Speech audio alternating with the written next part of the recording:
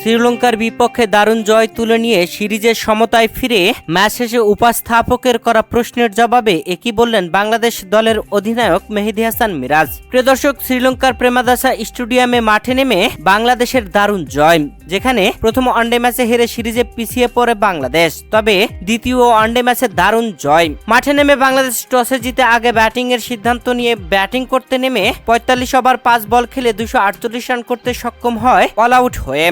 বাংলাদেশের দেওয়া ২৪৯ রানের টার্গেটে ব্যাট করতে নেমে শ্রীলঙ্কা ২৩২ রানে ৪৮ ওভার ৫ বল খেলে অল আউট হয়ে যায়। দারুণ জয়, ১৬ রানের জয় তুলে নিয়ে উল্লাসে মাতে বাংলাদেশ। প্রিয় দর্শক, প্রথম ম্যাচ হারলেও দ্বিতীয় ম্যাচ জয় তুলে নিয়ে সিরিজ সমতায় এনেছে। শেষ ম্যাচে যারা জিতবে তারাই সিরিজ জিতে যাবে।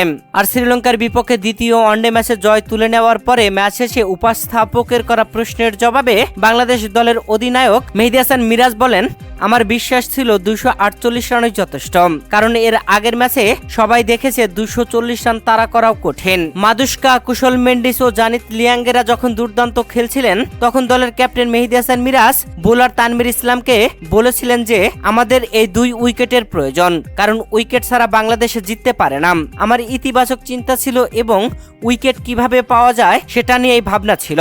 এরপরে মিরাজ আরো বলেন, আমাদের তরুণ দল ভালো করেছে, আমরা খুশি, আমরা দৃঢ়ভাবে ফিরে এসেছি এবং শেষ ওয়ানডেতে দুর্দান্ত ম্যাচ খেলার আশা করছি।